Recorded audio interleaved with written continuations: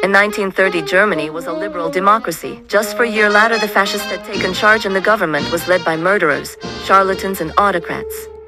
What is scary is that National Socialists were voted to power. This is the story of how that happened and why democracy died.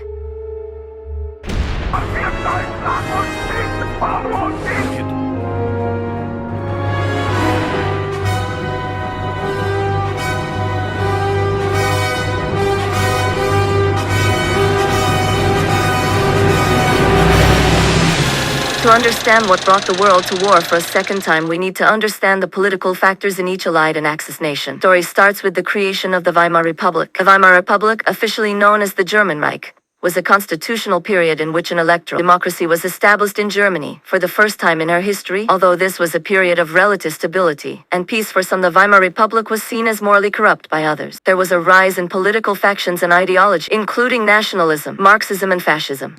After the defeat in the First World War, the country faced a combination of economic hardship and political instability. The Treaty of Versailles imposed massive reparations on Germany, but revolutionaries believed that the Great War could have been won if they were not betrayed by the November criminals, that being the politicians.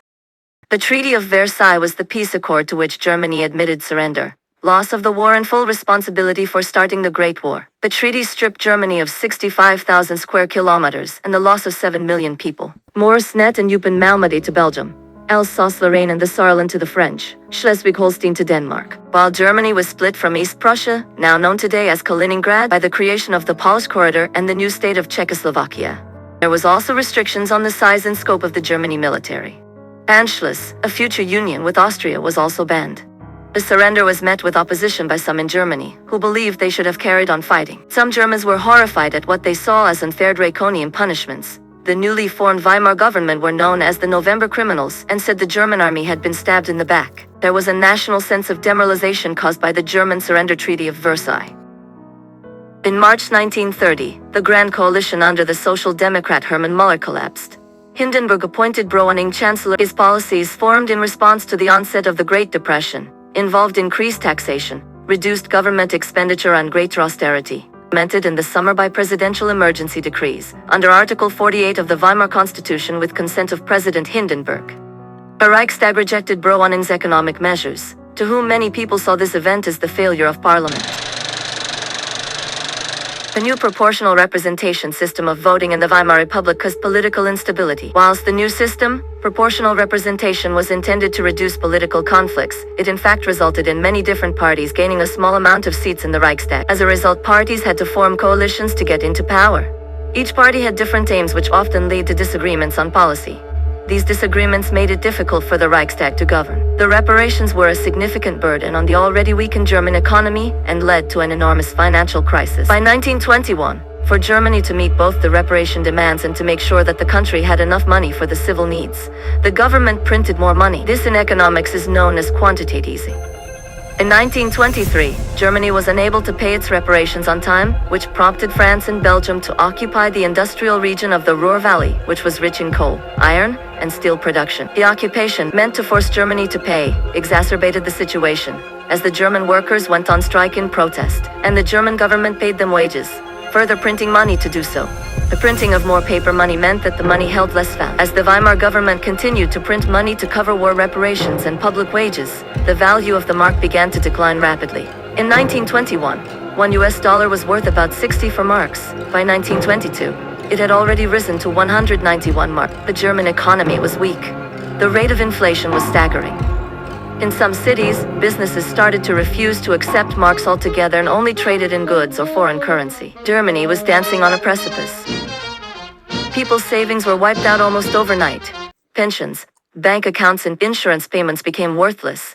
Eventually, the mark was scrapped for a new currency, the Renten-Mark. The Renten-Mark, designed by banker and economist Hjalmar Schacht, was based on land values and foreign loans. The Great Depression hit the world hard but hit the weak German economy hardest. The Great Depression was a severe global economic downturn. Germany relied on loans from US banks. The banks wanted instant repayment of their loans. This meant that Germany was left bankrupt. The psychological impact from the hyperinflation crises caused a lot of people to take up more extreme ideology. Adolf's party used the situation to blame a so-called Jewish elite minority that conspired to bring the mark down, which is of course nonsense. In the post-war years, the early National Socialist movement, seek violent revolution over partaking the system. This is because they did not see democracy as a strong system. Headed by Charles G. Dawes, the Dawes Plan, Germany's annual reparation payments would be reduced, increasing over time as its economy improved, to the full amount to be paid. Belgium would evacuate the Ruhr and foreign banks would loan the German government to help encourage economic stabilization. Gustav Stresemann was elected as Chancellor in September 1923. Stresemann followed a policy of fulfillment, whereby he aimed to improve international relations by attempting to fulfill the terms of the Treaty of Versailles. These improved relationships would then in turn help him to secure a reasonable revision to the treaty. Stresemann made the unpopular decision to start repaying the reparations. It is clear by 1930 that people wanted to change, but no one could say what that change looked like or could be. The 1930 general election should have put end to that speculation and paced clarity on why that should have looked like, but it was a bloody chaotic mess with 14 parties being elected. Leading into the 1930 election, wages decreased, especially in heavy industry which Germany used for exports, while prices of items increased. Before the election, the left wing and the center-right was splintered. This is something that the Nazis jumped on. While 1/3 of voters vote for either the extreme left or right. In 1930, this means that less of 50% of eligible German voters voted for a party that supports liberal democracy. Adolf was stating empty slogans that were not always true, but when repeated they have powerful message and precedence. Make Germany great again, the weak must become the powerful, etc. The popularity of the National Socialists decreasing. But surprisingly, von Papen offers Adolf a deal. Hitler's party would join his coalition and Papen would be made as vice-chancellor, while the chancellor would be Adolf. Sadly, this was a massive misconception, which saw the government disbanded into autocracy within 6 months. What von Papen tried to give the National Socialists was enough rope to hang themselves with. Schleicher was playing for the chess and had multiple actions going on at once in this Game of Thrones. He successfully moved against and promoted his and other coalitions, as well as promoting von Papen to be sworn in as chancellor. Von Papen and Schleicher persuade Hindenburg to exercise emergency powers to combat Hitler. Papen then tried to address and suspend the parliament, but new Speaker Hermann Göring simply ignored him and called an emergency vote against the Papen's coalition, thusly causing another election, to which the Nazis won more seats in the parliament. The results of the election sent shockwave across Germany, which saw the National Socialist Party support go from 18% to over 30%, which gave them a majority in the Reichstag. Historically, the National Socialist Party were highly popular amongst the unemployed youth rather than the working classes, so they aimed to appeal to the average German and the industrialist. The left of the party wanted to create a union movement in the industries. The leader agreed by giving them the May Day international holiday. The next day he banned unions. In essence, the core of the party became the fallen middle classes. Schleicher is considering options to end Hitler's career. Schleicher becomes chancellor and offers rebel National Socialists a space in his coalition. On Monday, 27 February 1933, precisely 4 weeks after Adolf was sworn in as Chancellor of Germany, there was an arson attack on the Reichstag building, home of the German parliament. Marinus van der Lubbe, a Dutch communist, was blamed for its destruction. The prosecution argued that van der Lubbe had acted on behalf of a wider communist conspiracy, while left-wing anti-Nazis argued that the fire was a false flag attack arranged by the Nazis themselves. Hindenburg issued the Reichstag fire decree suspending civil liberties and pursuing a ruthless confrontation with the communists. This was a program where the stormtroopers arrested and annihilated communists and Jews. This served as a blueprint to future purges. The essays Sturmabteilung were highly useful to Adolf in his early political career. Ernst made it perfectly clear that he wanted the essay to become the military, or at least have integration into the military. This worried the Vons. The Vons are the aristocracy who ran the military. Essay had a membership of 4 million. By not getting the publicly revolutionary Ernst to heel, would affect Hitler's public image as a respectful politician.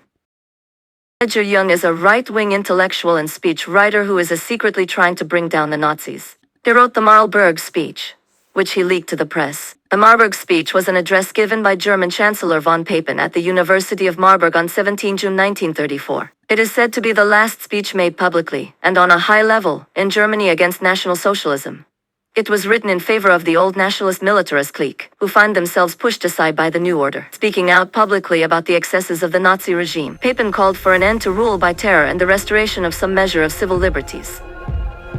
Both Göring and Himmler were busy inventing evidence. The night of the Long Knives, or Operation Hummingbird, was a purge that saw Adolf Hitler, urged on by Göring and Himmler. They ordered a series of political extrajudicial executions intended to consolidate the power of the three men and alleviate the concerns of the German military.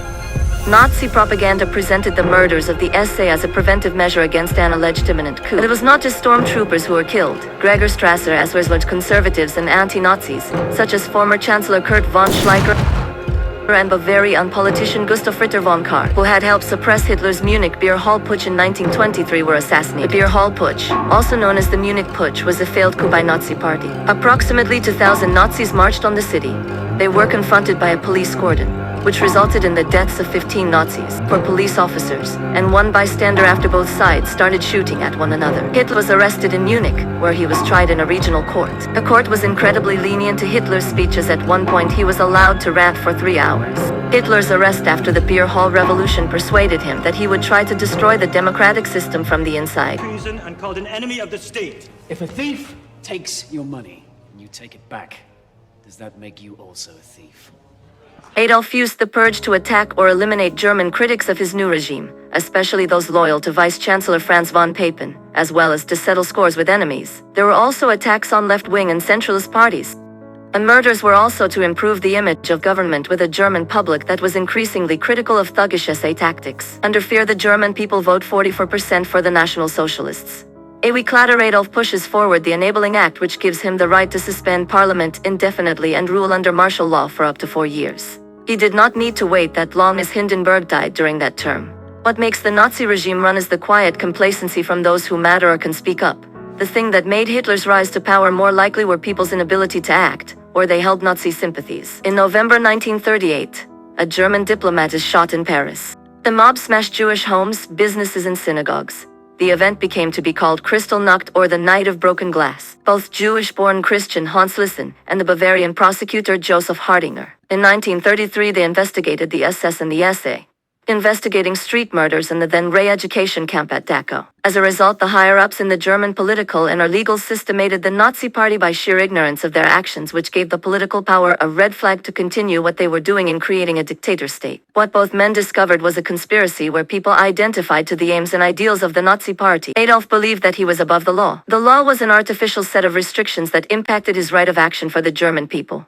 As a result, the Nazis closed down the investigation once it becomes apparent in Berlin and Munich. As a result, this proved that German law was meaningless. From 1933, Nazis banned certain books and political ideologies. They did this by burning books from decadent or subversive writers and thinkers. While this was happening, Fritz Gerlich, a German journalist and Taifa activist and historian, Gerlich criticized and mocked the Nazis and communists, calling them wannabe tyrants and the Nazis' understanding of racial theory.